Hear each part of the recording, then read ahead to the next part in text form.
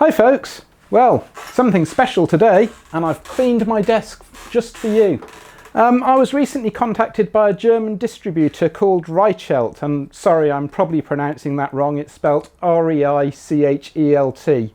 And they've recently decided to come to the UK and start being a distributor in the UK as well. So in the past in the UK we've had RS Electronics, Farnell, CPC and Rapid Electronics. But looking through what Reichelt have on their website, it's another RS, it's another major distributor come to the UK. So anyway, they got in touch and asked me if I'd like to take a look at something for review. I've been eyeing up OLED multimeters with a nice light up display for quite a while now. And they had one that I hadn't seen before. So they have very, very kindly sent me this one, the CEM9989. So today we're going to have a look at this, and the box is rather bigger than I was expecting. Anyway, let's go.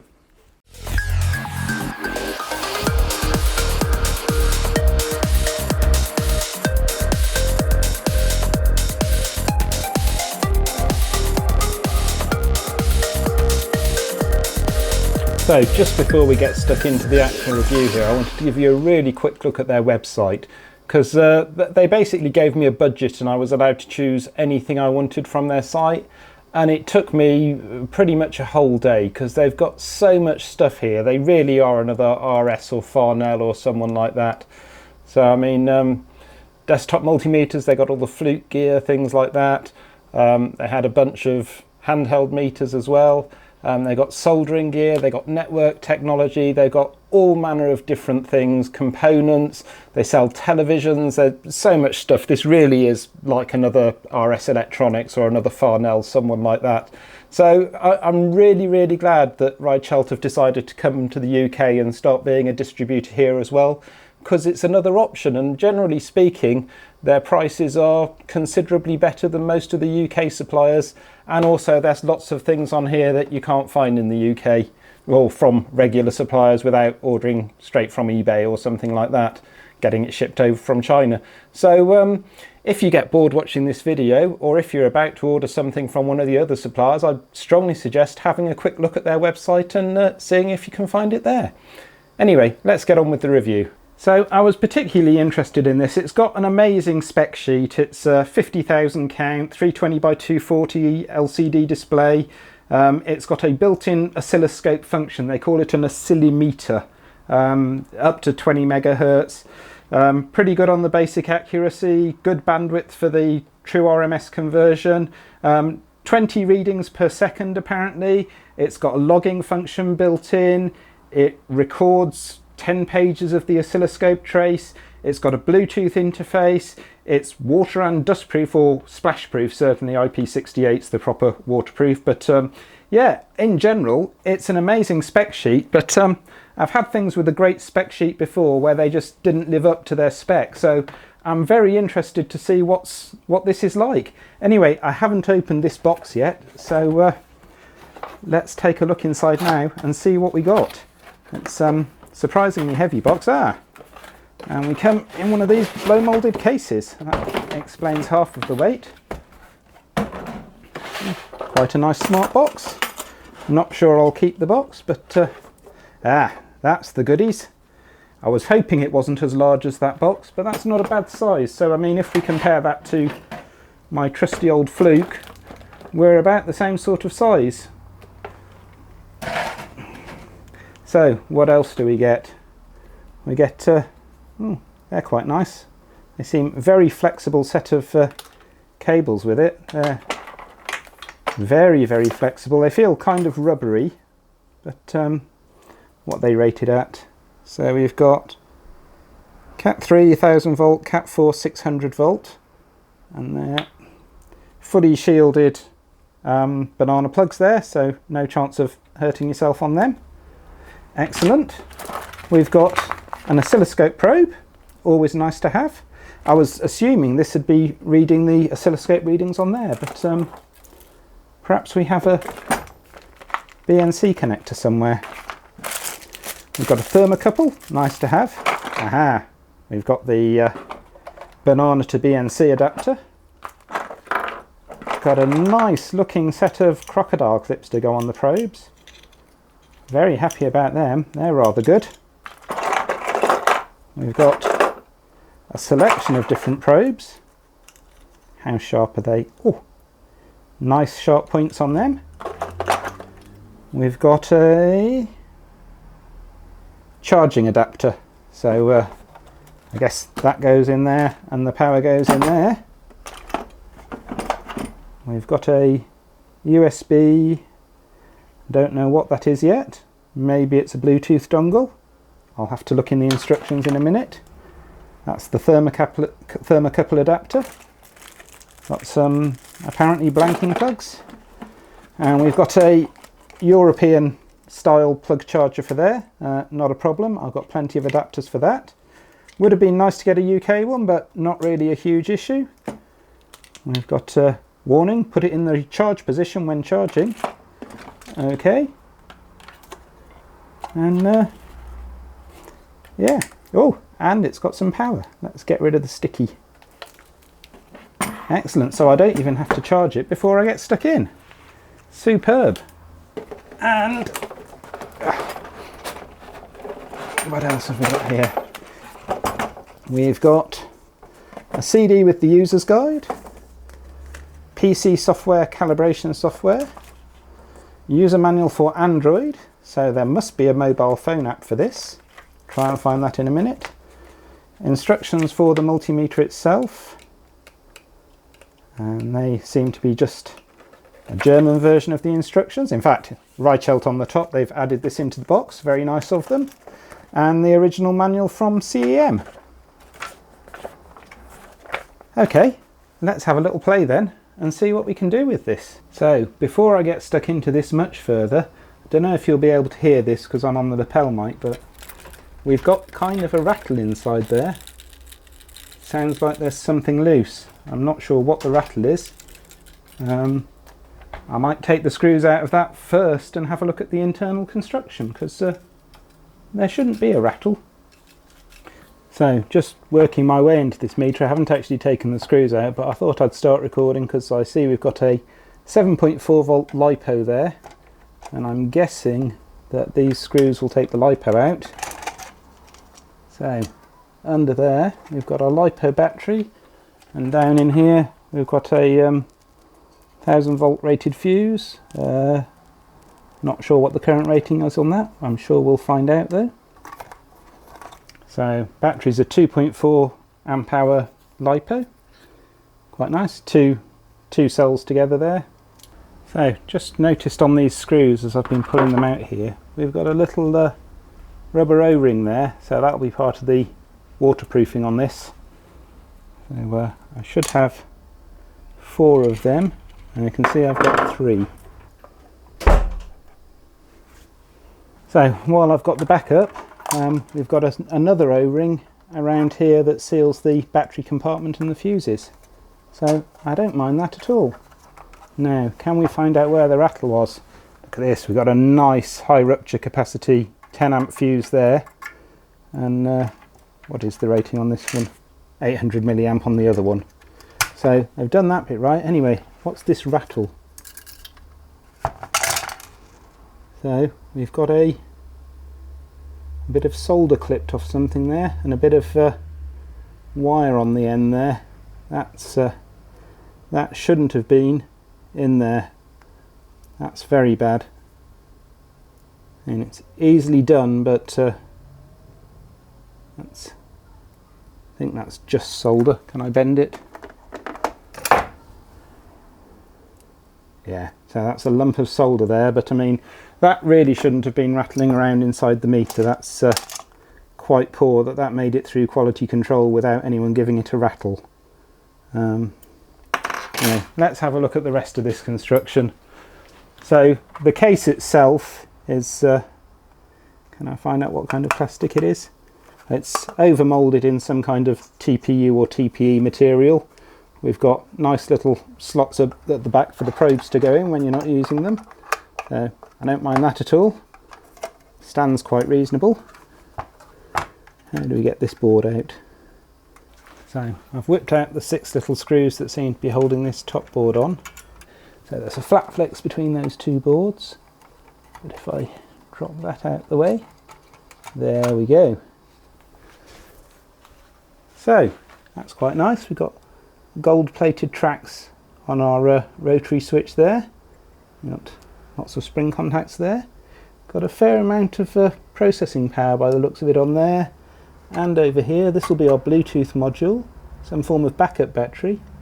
We seem to have a beeper there and also a beeper there. So not sure what that's about. Let's get this off and see if we can find out some more details. We've got some test pads there. Looks like we've got 4 test pads there.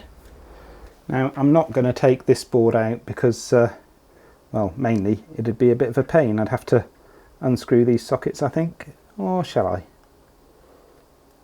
Doesn't look too bad, maybe. We've got a board-to-board interconnect here as well.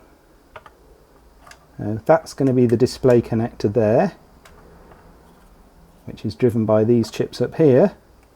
And I'm expecting not much on the other side of this board apart from a bunch of buttons for the front panel. We've got quite a few buttons we need there.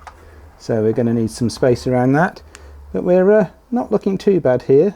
Okay, so taking a look here, this is our 10 amp current in, which comes straight into this 10 amp fuse here, and apparently we can take 20 amps for 30 seconds every 15 minutes before that gives up, but that'll be a sand-filled high rupture capacity fuse, which is exactly what you want if you're hooking up to anything with enough potential to kill you. So we come through that fuse. Then we've got our current shunt there, so that's where the voltage gets measured across to work out the current. So we're quite happy with that. Further up, we've got some PTC positive temperature coefficient resistors, and it looks like we've got a couple more there on the other side of the board as well. Got a couple of current limiting 1K resistors there, and then we've got 3 spark gaps there.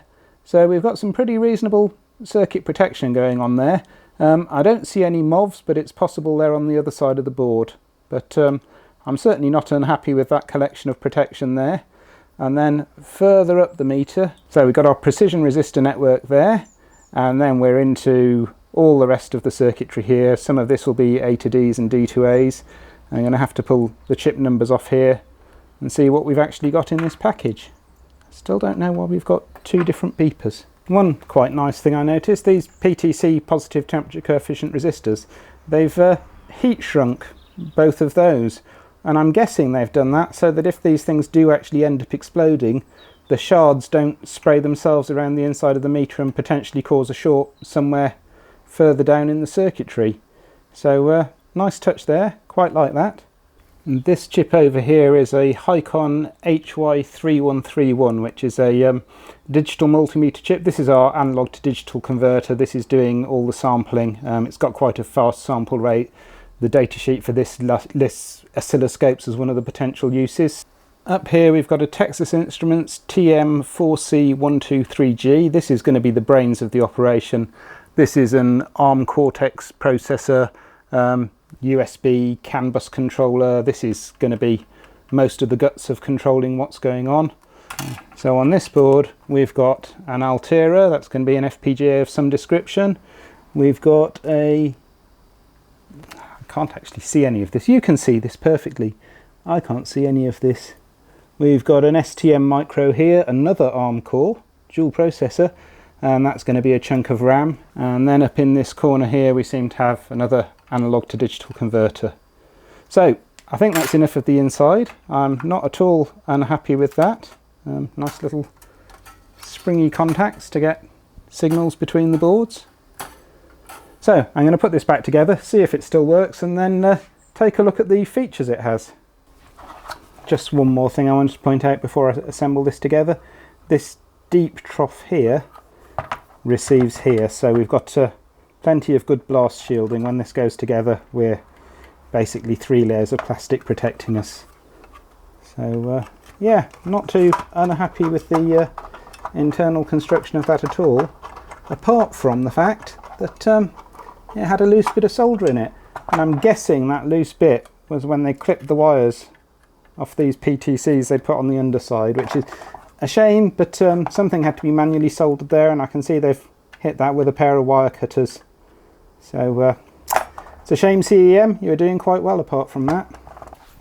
Another nice feature I've just noticed, we got proper brass inserts on the battery cover and fuse cover, and we got captive screws there, not just held captive by an O-ring, they're proper captive screws in the plastic moulding, so that shouldn't wear out anytime soon.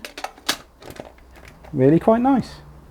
Well, we've got all the screws in. These dots you can see along here are just the LED strips under my shelves, so ignore them. But all the screws are back in and it all still seems to work, so I haven't done anything too bad for that, and no more rattle. So let's just have a play with a couple more things. It's got a tilting bail, don't mind that, that's alright. Not particularly keen on this charging arrangement. It's would have been nice if it just had a micro USB. I know they've got to isolate the meter from the power supply to get accurate readings, but it's just kind of another thing to get lost, which is a bit of a shame. But yeah, I don't know how else they could have done that. I'm sure there's another way. I suppose anything else would have interfered with the waterproofing on it. Though it is possible to get waterproof USB sockets these days. Okay, so I've been playing around with this meter for 10-15 minutes, and I found something that isn't so great. So this is on the continuity range. We'll go to beeper. So apparently when we get to less than 25 ohms, we go beep. You'll notice a distinct lack of beeping of any description. And in fact, I only get continuity when I press on that cable there. And I think this is a fault with the actual test lead rather than the meter itself. Because if I swap those out and replace them with my own test leads, known good leads, and I don't think this is something I've done when I took this to pieces, because I didn't touch those screw terminals there. I didn't take the screws off there. I just took the back off and had a look. And they're incredibly tight getting those plugs in. I don't know if I'm just not shoving them with enough force. Maybe that's part of the waterproofing.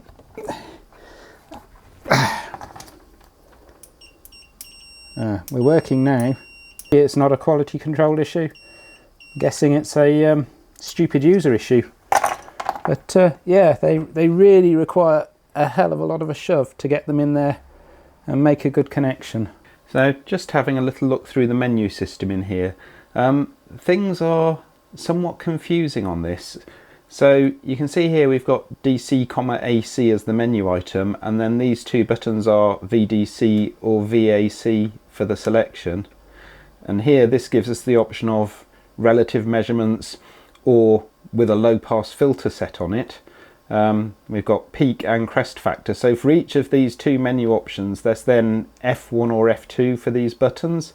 And this is quite common everywhere. We've got dB measurements by volts or dBm millivolts. We've got frequency and duty cycle or millisecond periodicity. And we got the option for measuring AC plus DC or displaying DC and AC readings at the same time. And I'll show you how that works in a little while. But it makes it quite hard to work out what you're looking for a lot of the time. Because, for example, if we go to display, it just says display, but we've actually got display or format. Display gives us our set time, set date, set power off. And then format gives us whether we turn the beeper on and off, what number format we're using. So decimal point or comma, depending upon where in the world you are and which you prefer. We've got our date and time formats as well. And it's very feature rich, but it's just the menu system is somewhat all over the place. So on this range we've got ohms, relative measurement of ohms, continuity, diode measurement up to 3.2 volts I think it goes up to, and a capacitance range. and it's not always obvious where the options are hiding, but after playing around with it for a little while, once you know the things are there, you can generally find them without too much trouble. We're very complete in terms of features. Every single range has got this save option, which lets us, let's just go quickly in, so we can set how often to sample, sample duration and the sample interval, and then it'll take a recording every 1 second or 1 minute or 60 minutes or whatever you want, and do a data log thing, and that's then available as a trend chart that shows you your recordings. You can zoom in and out of the graph. So that's a lot of functionality in this meter. Most of it's buried in the menu option somewhere, but it just takes a little while to work your way around the menus and work out where everything is. And because we've got a full colour screen on here, we're actually able to set, is this going to be in display or in format? Oh no, that one is in instrument. There we go. So instrument lets you set the foreground and background colours. So if we want to, we can go to that one. We'll have yellow text on a blue background. Now we've got our meter reading in yellow. Or if you prefer, we can have, let's go for red text on a white background. How does that look? So there's quite a few options. You can't choose any colour you want because you can't change, for example, the colour on the soft keys there, the menu save help setup buttons, and the bar graph there is always a pale blue. So they've just given a few different options for the colours that you can choose. Personally, I like white text on a nice blue background. Okay, I keep promising to do this in the video and I keep forgetting. So this can measure the DC voltage and the AC voltage components at the same time. So here I've got my freshly charged 9-volt NiCad, and you can see we've got 9.7 volts and 0 volts AC. I've got my Rigol signal generator knocking out a 1 kHz sine wave at 5 volts RMS. And you can see we're picking up the 5 volts RMS now. And if we combine the two together, so we'll add that in circuit with the battery, you can see we're measuring both the 9.7 volts off the battery and we're getting the AC component of the signal generator on top. So quite a nice feature that you can get components of both at the same time. Now what would have been nice is if the voltage measurement defaulted to DC. It's only 2 button presses away from DC, but every time you power the meter on it switches back to AC for both current and voltage. And as this is mostly going to be used for electronics work, certainly given the features it has, it's more designed for kind of low voltage DC stuff than high voltage AC stuff. It would have just been nice to default to DC, or even better still, the multiple reading of both DC and AC for every range. I mean, given that it's capable of doing that, that really should have been the default option for this thing. So I'm just going to try a very quick bit of a voltage test on this thing. I'm not going to go and try out every single range. I've watched dozens of multimeter reviews on the internet, probably about 30 different ones altogether, and every single time people measure the basic accuracy, and never once have I seen a multimeter that doesn't meet its specs, even when people are getting a very, very old one. So anyway, this is my 5 volt Rigol supply set to 5.00 volts. It should be accurate to 3 decimal places, allegedly. Fluke tells us it's 5.00, bang on the money. We'll just set this one to DC and we'll see what we get out of that. So 5.00 on the Fluke, 5.00 on the CEM. Taking a while to settle, but yeah, 5.003. So our Keithley 6.5 digit gives us 5.003 on that. So basically bang on, 10 volts. So 10.004 says the Keithley, and 10.003 says the DT9989, 32.002. For comparison, our Fluke says we're at 31.99 and the Keithley says 32.005. So certainly the DC voltage range on this DT9989 is bang on the money. And just another quick one, we'll try going to the milliamp range. Oh, God, that's in so tough. Can I get that cable out of there? I mean, I guess this is what you get for being waterproof, but God, that's not easy to get in and out there. So we'll set this to 5 volts, 50 milliamps. So 47.87 milliamps, 47.8, and 47.8 on the Keithley as well. So I think we can say it meets its accuracy specs. It's well calibrated, or it's as well calibrated as any of my other meters, which shouldn't be too bad, but yeah, seems to meet up to its specs. One thing I'm very happy about is the spacing on these terminals is exactly the same as on every other multimeter I've got. So this BNC adapter they've given me also fits beautifully into my Fluke, into my Keithley, into everything. So that'll come in very handy, as will the K-type thermocouple. So let's have a go at measuring some temperature. Now, one thing I don't like about this meter is every time you change ranges, you generally go through off on the way. So when we go from 10 amp range to the millivolt range, we have to reboot. It's not a huge issue, but it would have been nice if the off position was one end or other of the dial. Similarly, the oscilloscope doesn't have anything to do with these other measurement ranges. It'd be good if oscilloscope and off were down at this end or at the other end, but you know, I can live with that. Anyway, we were going for temperature in centigrade. So it's quite hot today.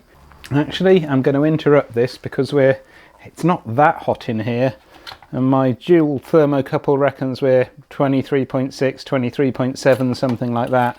My Oregon Scientific room thermometer says we're 23.6 degrees.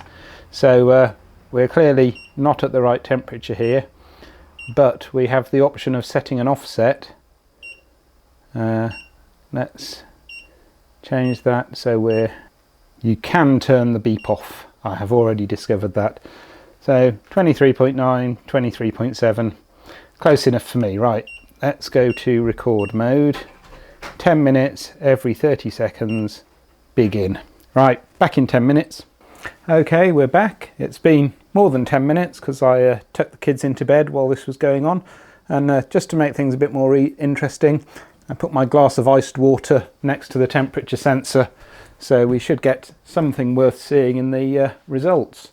And now we've got a thing marked trend on the display. Let me just come in a bit closer. So now we've got our captured data.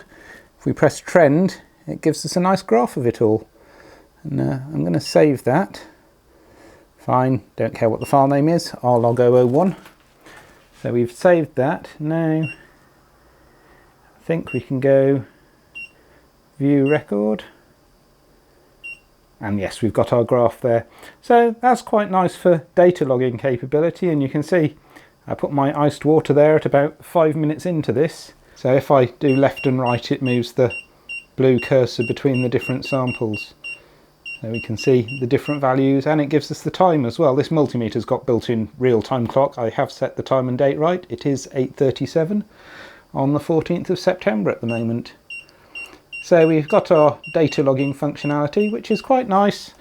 Not at all unhappy with that. It's potentially quite useful. The oscilloscope function on here is really quite limited in its capabilities. It claims to be a 10 megahertz oscilloscope, and I have put 10 megahertz signal through it, and it does indeed give me, it can display a 10 megahertz sine wave without a problem. But there's a few issues in terms of the triggering. We can set either rising or falling edge trigger, and setting those doesn't then allow you to set the trigger level. It'll just try and trigger on the rising or falling edge.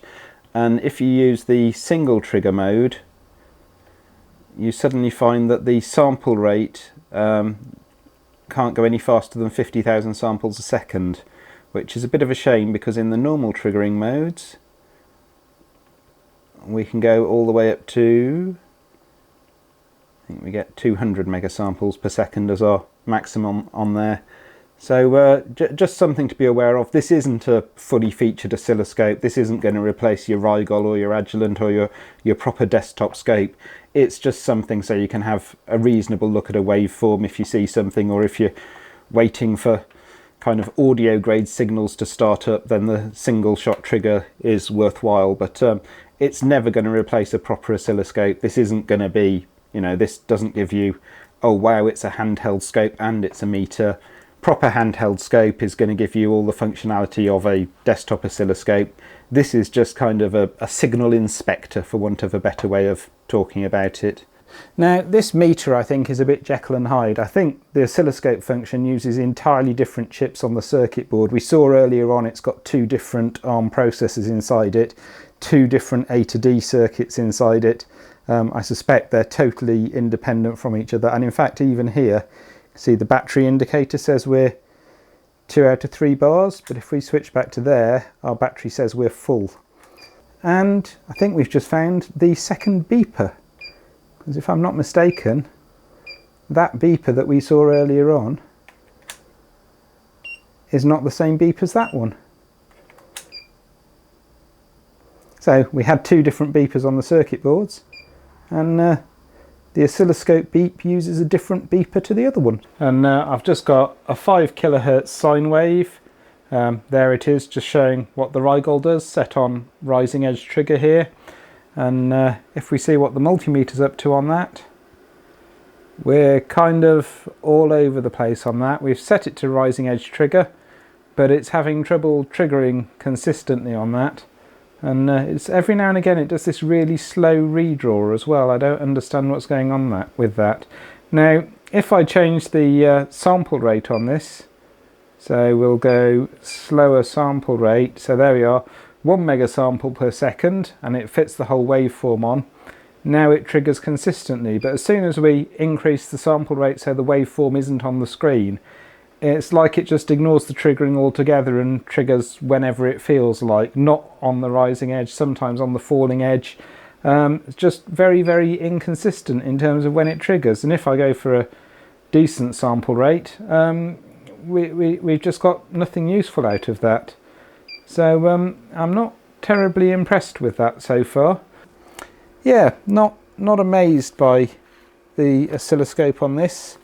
I certainly wouldn't buy it for the oscilloscope feature. So next up we'll have a look at the Bluetooth stuff, which says we need a thing called MeterBox for Android. I have installed MeterBox BLE because I know BLE is Bluetooth Low Energy. Let's see what this app can do for us. Best meters. And it's found the meter. Well, that's actually quite encouraging. Amplitude 3 volts RMS. So we do have a remote reading on that, that's not too bad. The Bluetooth app for this really does let the side down quite badly. I'll just show you a quick example here. So I'm measuring volts AC at the moment, and if I hit max min on the meter, we go to max min on our volts AC. Perfect. So we'll come out of there, back to volts AC. Now if I hit max min on the phone app, for some reason we've switched to volts DC, and we've also now lost the readings on the phone. Strange. So it's somehow switched to DC and unpaired itself. Let's stop that.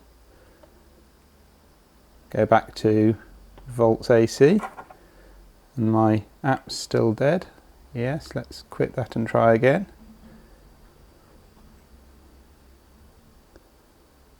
And we'll do that one more time. Volts AC, and the meter switches to DC. And the phone doesn't even show the max min values anyway. So yeah, really thoroughly unimpressed with the Bluetooth app. What would have been nice was kind of some software libraries so you could integrate it into your own code. But yeah, Bluetooth, an add-on, not very well implemented, I'm afraid. If you're looking for a meter for Bluetooth functionality, this probably isn't it. But personally, I doubt I'll ever use the Bluetooth stuff, so I'm not terribly upset about that. So I'll have a look at this PC software CD. I'm going to have to find a CD-ROM drive to plug into a computer, because nothing has CD-ROM drives anymore.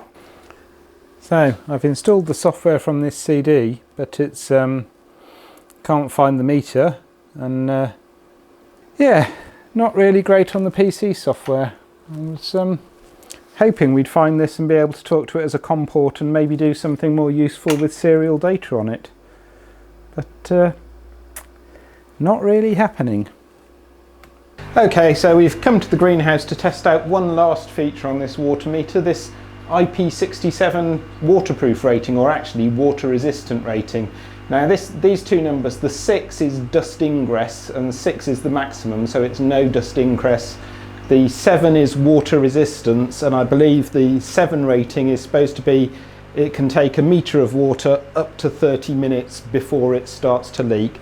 So I thought we'd do it very few favours here. We've got power coming in through a residual current circuit breaker into an isolation transformer, into the variac, and then across and into the meter there.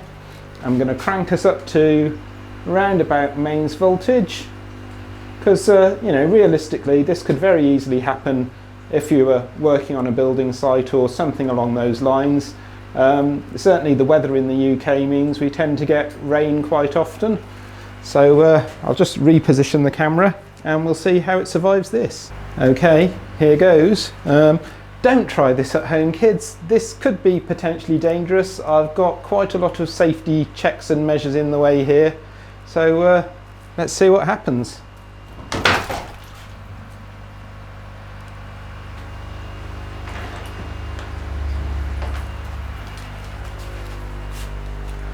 And well, yeah, we're surviving quite happily there. No problems at all. So looks like its IP67 water rating, water resistance and dust resistance is doing the trick nicely. Superb. No problems whatsoever. So, with this meter still dripping wet after that last experiment, it's time for me to make my conclusion, and well, I reckon it did pretty well there. In terms of price point, this is just over £300, so it's a good over 100 quid cheaper than any of the Agilent meters with the OLED display. There's a cheaper Uni-T, and I think there was a Voltcraft coming in at about the £200 range, but they're nowhere near as feature rich. Overall, I think it's not at all bad for the money. I mean, the menu system is kind of interface designed by an engineer syndrome. All the features are there, just not necessarily where you'd have put them yourself. But once you've had it for a couple of days, you learn the nuances of the menu system, and it's not bad at all. So this is most definitely going to be replacing my Fluke over here as my desktop meter. The Fluke will end up going in a drawer. Not least because having a very clear display is superb if you're making videos about anything, so just means I don't have to worry so much about lining shots up to get the contrast ratio right and things like that, and it's higher accuracy and higher precision than the Fluke, and it can do a lot more things. So yeah, I don't think that's bad for the money. Anyway, I want to send a big thank you to Reichelt for sending me this to review. I did say when they said, what would you like? I said, well, if I like it, I'll buy it. They said, unfortunately, once you've got it, we can't take it back. And if it wasn't for that, I wouldn't have been able to dunk it in a bucket of water for you. So big thank you to Reichelt. I'm very, very glad we've got another major electronics distributor come to the UK. And I'll certainly be checking their website in the future. And if you're looking to buy something from RS, Farnell, Rapid, someone like that, I'd strongly suggest you check on Reichelt as well and see the prices there. So anyway, hope you enjoyed that, folks. Thanks for watching, and see you next time. Bye.